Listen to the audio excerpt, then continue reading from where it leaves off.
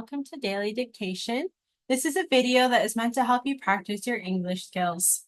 You are going to practice your listening skills and your writing skills in this video. And to do that, I am going to read 5 sentences to you. My sentences that I will read to you will be all about workplace decisions, which is this week's topic, and the sentences will be at a high intermediate level. As I read these 5 sentences to you, you will write down the answers. You are going to use your listening skills to write down the answers exactly how I say them, and use your writing skills to apply the correct spelling, punctuation, capitalization, and punctuation. This will help you improve those skills. And these skills are really important, especially if you want to do an IELTS exam, because these skills will help you with the listening component of IELTS or any other proficiency exam.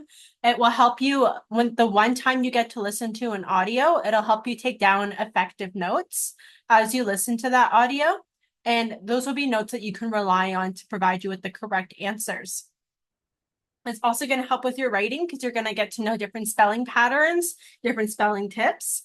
And it's going to help with any speaking component because at the end of this video, I give you a list of vocabulary words to review. And the topic of workplace decisions does come up in some of the speaking exams because they do ask you about your life. And one of those things are, what do you do as your job, or what do you do for work? And so you get to apply some of these words if they're relevant to your job. And so after I give you these 5 sentences, I go through some of the grammar with you. I talk about some of the grammar structures in each of the sentences so you can understand the breakdown when it comes time for you to make your own sentences. And I also tell you some spelling tips and tricks. So let's get started. So daily dictation, this ability to listen and take notes is most effective if you practice every day. So I have new sentences each weekday from Monday to Friday and new topics each week. The topics covered are the ones that are generally covered in IELTS or some other kind of proficiency exam. And there's 2 English levels offered in case this is a little bit too tricky for you. For the exercise itself, you will need a blank piece of paper and a pencil or a blank document that you can type into. 5 sentences will be read, and each sentence will be read 3 times and 1 more time at the end. You have to write down each sentence to the best of your ability, and you will use your listening skills to do that. Try your best to apply the correct spelling, punctuation, and capitalization as you write down each sentence. So if you look on the screen here, you're going to see numbers 1 through 5. Write down these numbers in your blank document or on your blank piece of paper, as each of these numbers will represent a different sentence I will read. We're going to start with sentence number 1. Number 1. The prioritization of tasks was essential to address the veto on the initial plan. The prioritization of tasks was essential to address the veto on the initial plan. The prioritization of tasks was essential to address the veto on the initial plan. Number 2. After extensive discussion, the team reached a consensus on the best approach to optimize performance. After extensive discussion, the team reached a consensus on the best approach to optimize performance. After extensive discussion, the team reached a consensus on the best approach to optimize performance.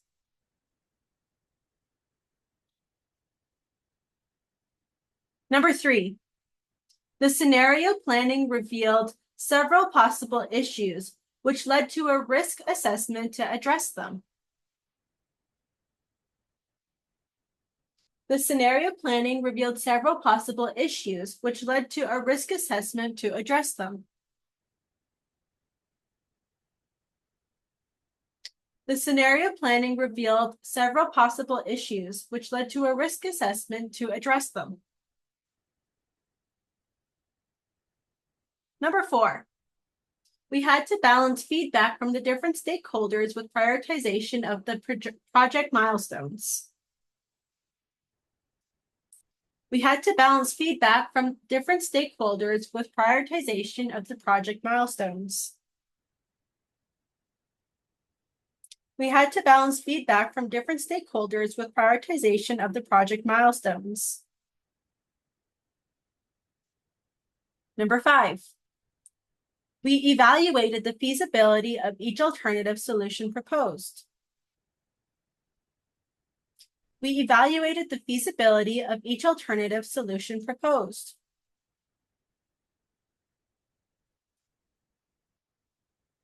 We evaluated the feasibility of each alternative solution proposed. Now I'll read each sentence one more time, starting with sentence number 1. The prioritization of tasks was essential to address the veto on the initial plan. Number 2. After extensive discussion, the team reached a consensus on the best approach to optimize performance. Number 3. The scenario planning revealed several possible issues, which led to a risk assessment to address them. Number 4. We had to balance feedback from different stakeholders with prioritization of the project milestones. Number 5. We evaluated the feasibility of each alternative solution proposed.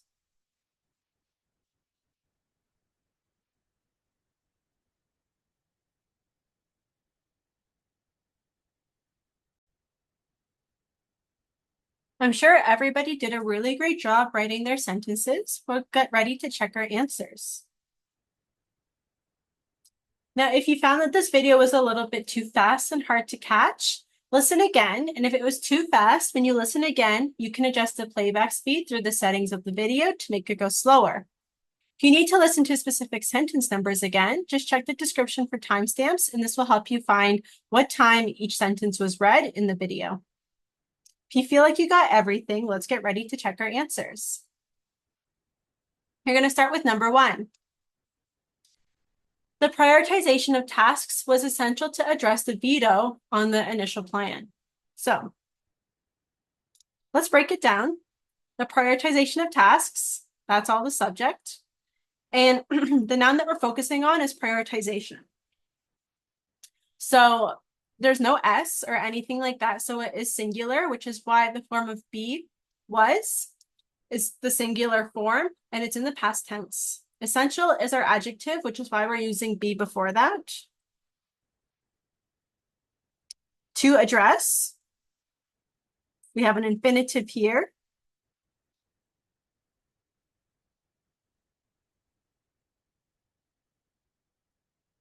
And the veto is a noun.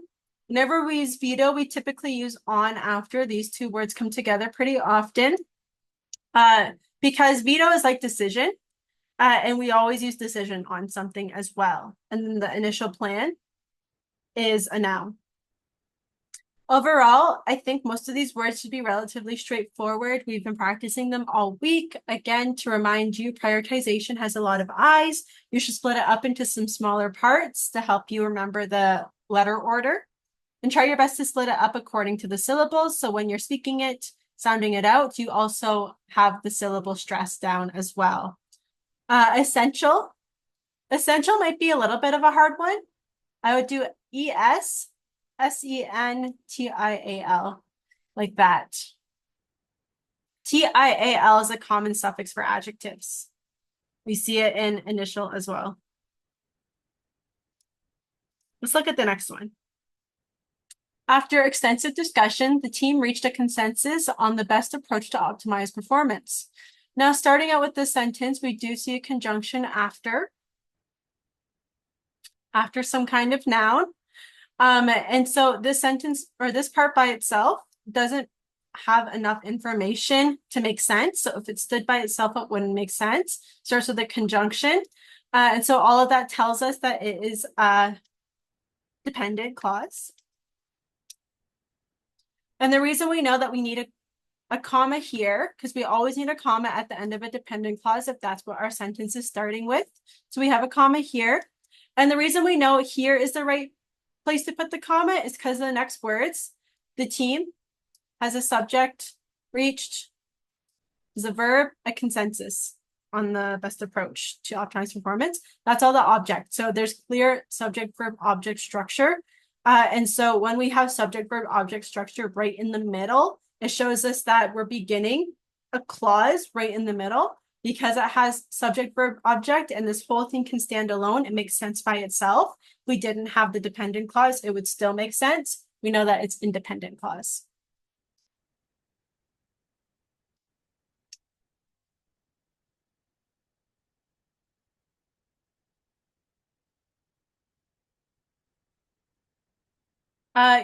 So reached is a main verb. It's in simple past tense. At consensus, consensus is the noun. And then when we add consensus, another word for consensus is decision, just like veto. So the best word to follow that is on. That's the best preposition to follow. When we're giving more information on what the decision, the best approach to optimize performance. So here we have the word to and optimize. Optimize is a verb here. So to plus optimize, that is the infinitive form. Let's look at sentence number 3.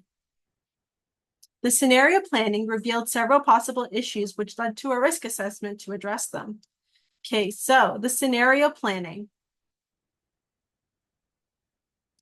This is a subject. Planning is a gerund, and scenario in this case is like an adjective to describe what kind of planning was done.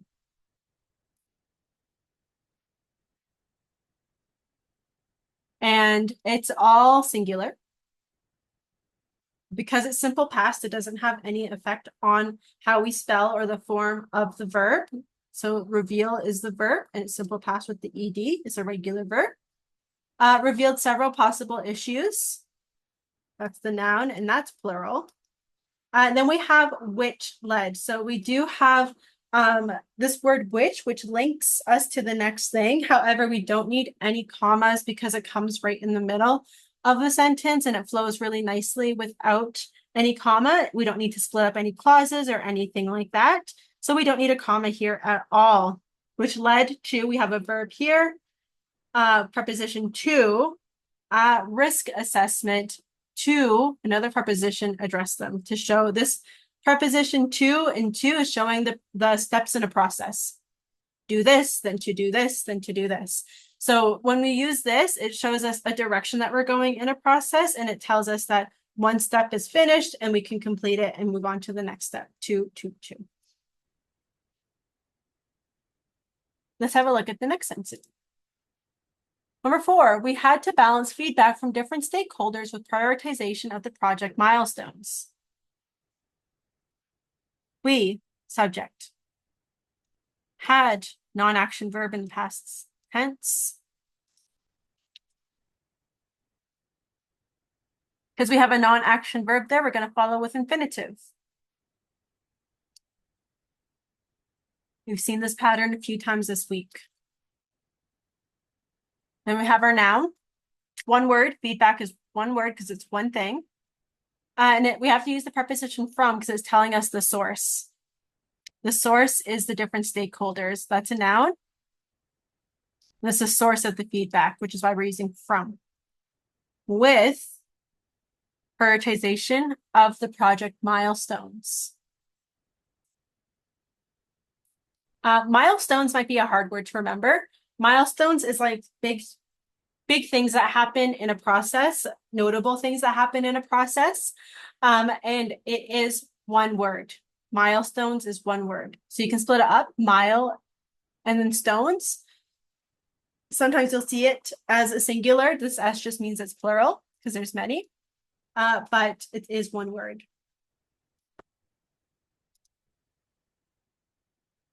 Number 5, we evaluated the feasibility of each alternative solution proposed.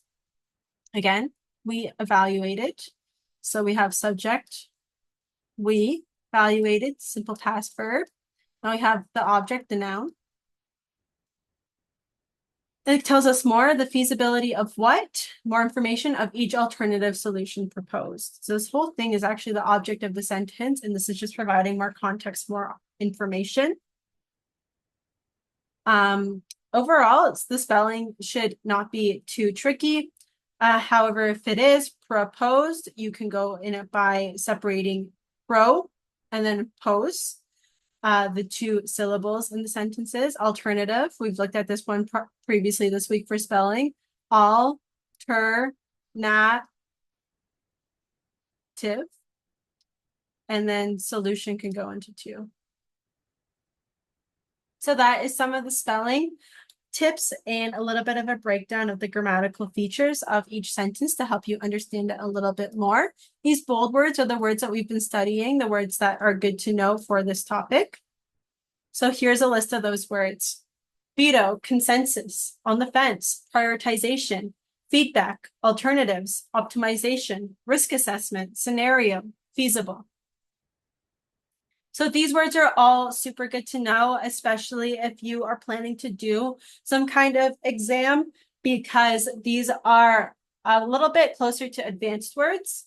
And so they show that you have a very good range of complex vocabulary if you know how to use them in your written or verbal responses, as long as you use them correctly in the correct form, context, and applying the correct grammar with them. So make sure you practice that and know what they all mean, especially if you find that you might need to use these words to describe your own job or your own position, because that would be really relevant when in IELTS or any other proficiency exam they ask you about your job. You can recall these words and show them how good your vocabulary is. So it is really good to know. So continue to practice these. Besides that, we're all finished for today. Thank you so much for watching.